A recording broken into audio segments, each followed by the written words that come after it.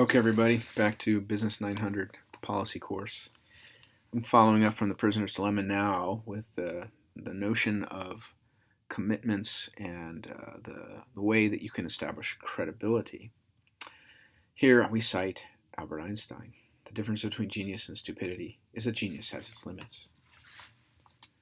By way of review, we looked at the prisoner's dilemma. We noted that it would be a selfish action that would be the key to understanding the prisoner's dilemma. That is to say, the credible option is actually that we think persons would tend to be selfish. But we need to figure out, is there a way to establish cooperation so that that is made the credible option? So one way to induce cooperation is to actually put into place some kind of punishment. So you're making a sacrifice of the meaning of what it means to be selfish so that you can establish a cooperative outcome. So the sacrifice is made, right, if the punishment is severe enough. But if the punishment is too severe, then it's not credible. You know this as a parent. If you want to provide a credible threat of punishment to, let's say, a teenager, you cannot say something like, well, if you're not home by midnight on Friday night, I'm going to blow up your car. Right? That's not credible. So by way of outline, we'll look at what we mean by credibility. We'll examine payoff strategies and irrationality, and we'll do a little bit of a credibility checklist. This is something crucial for the establishment of gentlemen's agreements in business enterprises. So what is credibility? It's telling you I'm not going to act in my best interest is actually not making a commitment. You have to think of a way to make a commitment to a suboptimal action. To do this, you have to change the game. You have to change perceptions. So if you don't do any kind of game change or perception change, then you're really not committed.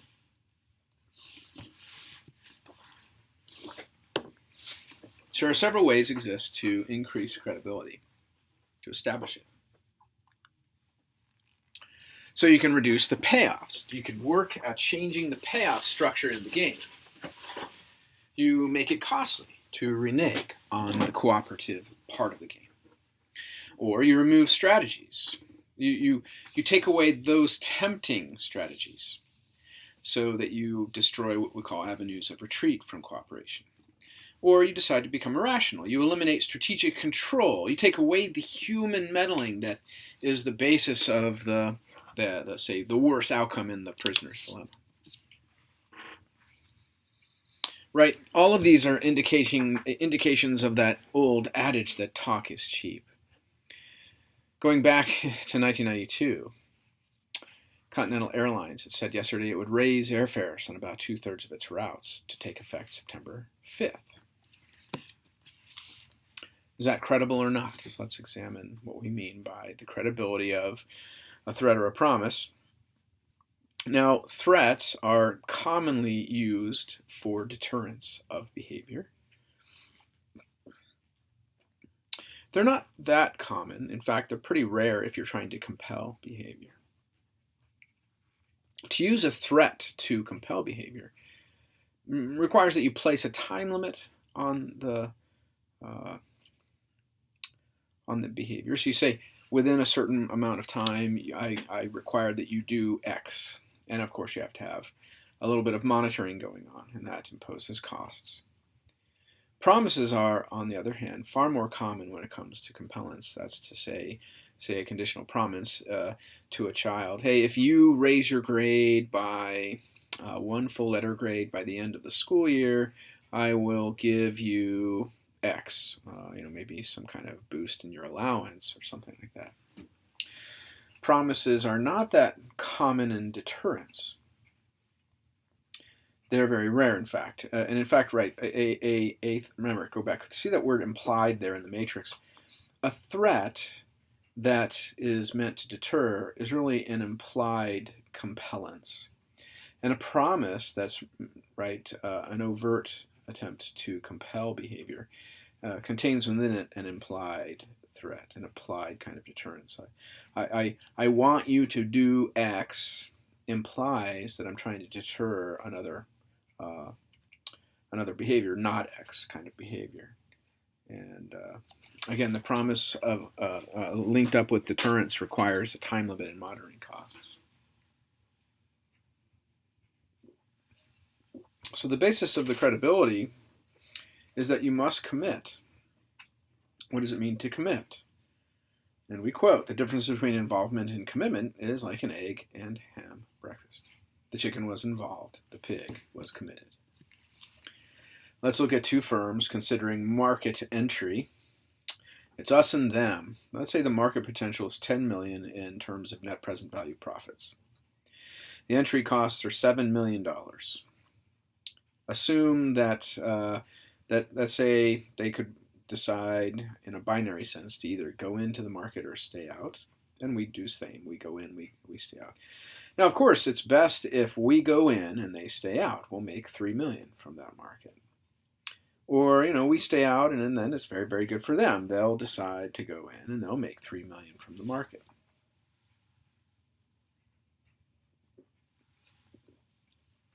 We'll notice then that it makes sense that we should stay out if we think at all that the other form will enter.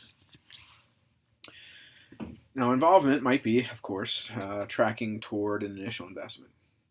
Let's invest first $1 million and we'll try to deter entry.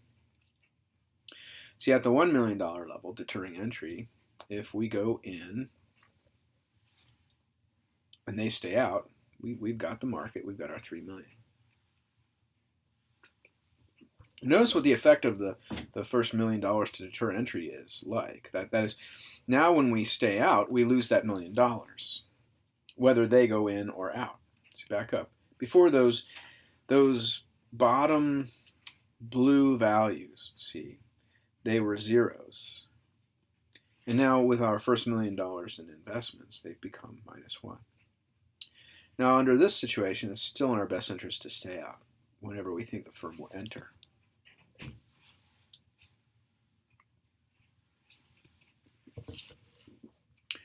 Now imagine that we make an initial investment of 3 million to try to deter entry. So now we've switched the option of staying out at losing 3 million. Now you've discovered that our dominant strategy is to enter, no matter what the other firm does. See that by changing the payoffs, we've altered the sort of nature of our strategy. By reducing our payoffs from staying out, we have committed to entry into the market. Now, of course, it's a credible entry into the market. This is something that arises often in the financing of takeovers. We can do a takeover example where we're using a contracting methodology. And you could say, well, we're going to make a $200 million takeover offer. We can afford $20 million per year. And maybe we'll process this right through a leveraged buyout methodology. The finance takeover will run for 20 years. The financing instrument will have a 7% interest charge on it. And we'll add a penalty if any amount greater than 200 million is in place. We're going to impose a higher interest rate. The annual payments at 200 million are 18.6 million a year.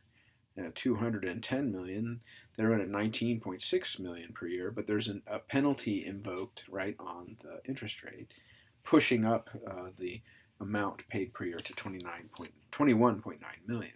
Right? So that's just the setup. Now, it's very, very common to see that kind of thing. Credible threats also require targeting. They're generally more credible than a blanket threat. Right? You've got to be very, very specific. But suppose it is the case that we really need a blanket threat. So that is invoking the notion that we have to assign responsibility to alter the incentives. Suppose there's 10 suppliers and each have 2 options. They could deliver on time at a cost of $70,000. Or they could deliver a week late at a cost of $20,000.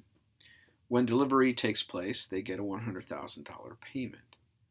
Now, let's suppose that I need at least 9 of the 10 suppliers to operate on time, and the suppliers know this. So the non-credible threat would be to say, hey, I threaten not to deal with any supplier who delivers late. But the suppliers know I can only really punish at most one of them because I need the other 9. So it turns out there's two equilibria in this situation. The first one is that they all deliver on time. The more likely equilibrium is they all deliver late. And even if I think that only one other supplier will deliver late, it's really in my best interest to do so, right? So if I'm the supplier and I think, well, should I be on time? There's not much payoff, to that. Oh, gosh. So the credible threat is to number the suppliers sort of arbitrarily, running them from 1 to 10. And then to announce, look, I'm going to refuse delivery from the lowest numbered supplier among those who are late. The result of this is that supplier number 1 is going to deliver on time rather than have delivery get refused. And of course, supplier 2 knows that supplier 1 will deliver on time and therefore isn't going to be refused. So supplier 2 delivers on time. So you see what you did was you used a targeted threat, and it helped induce behavior of the others without having to resort to a broad blanket threat.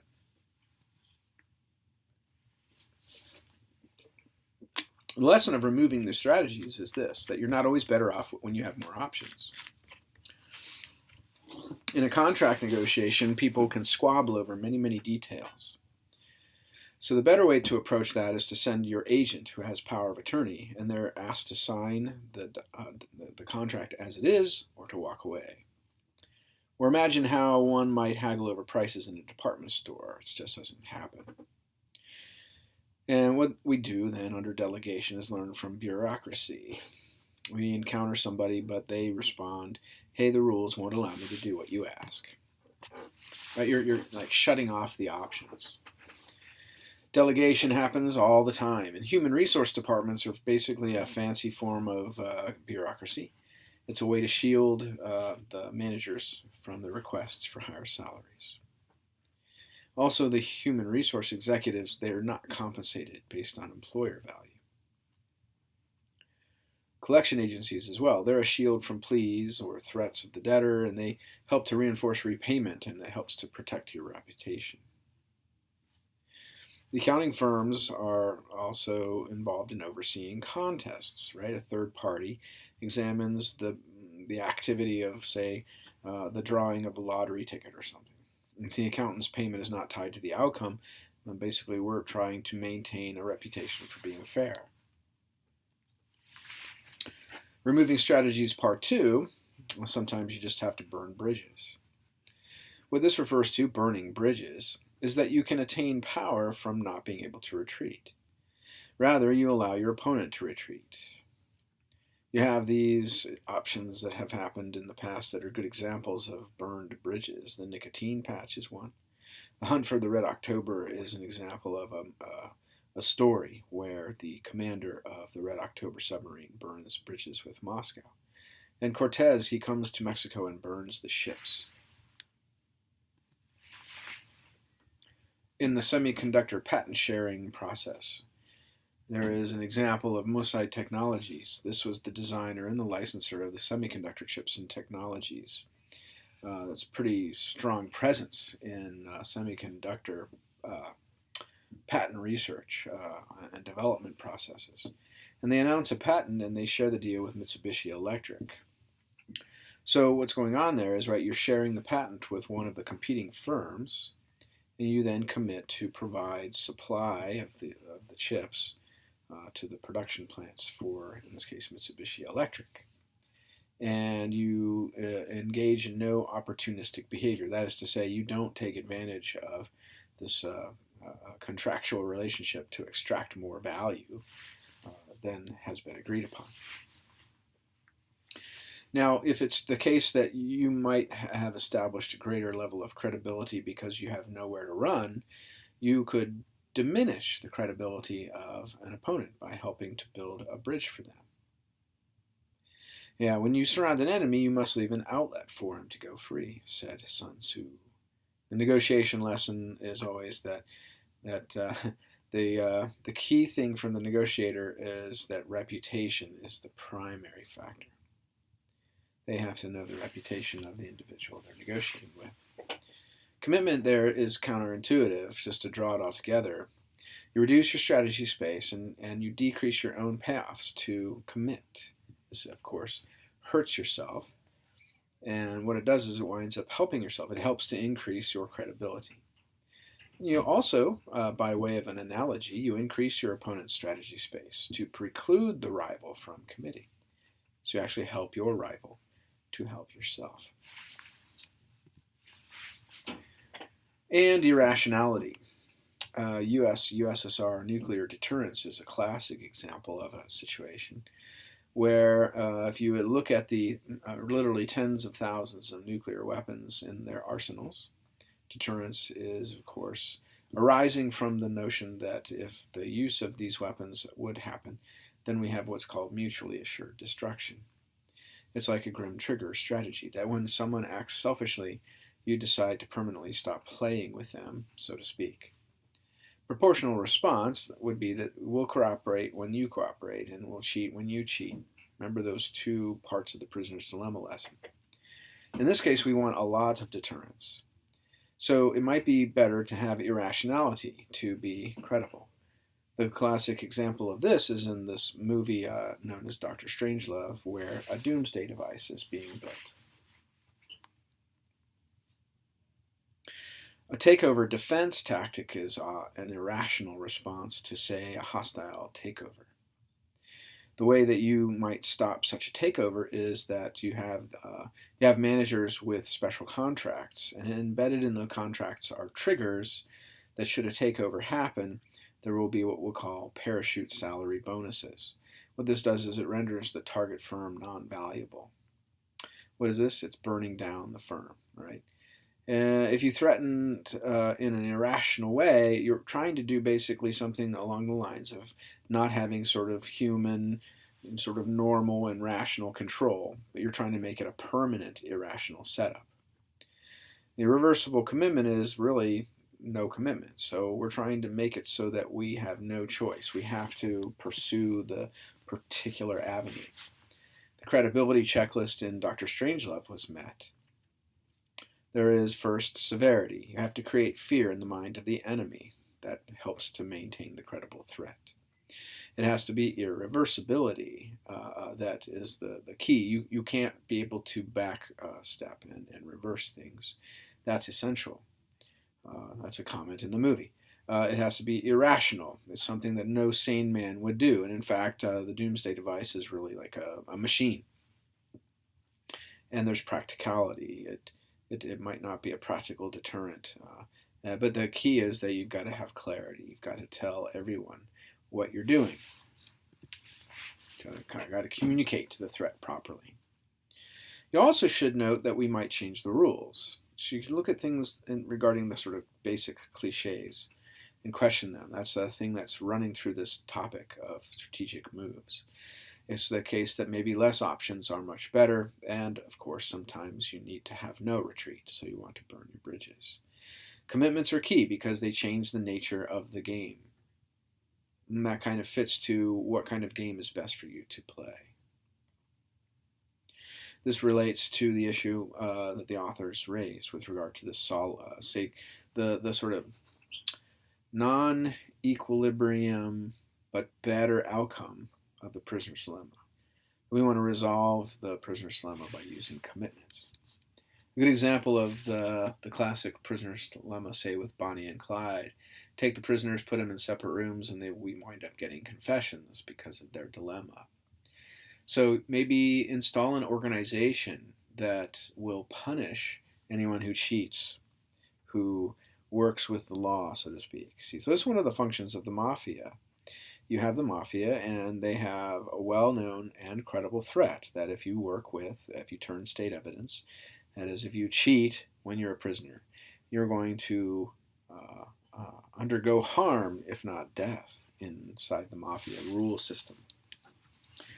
So, commitment. I'll stop there and post this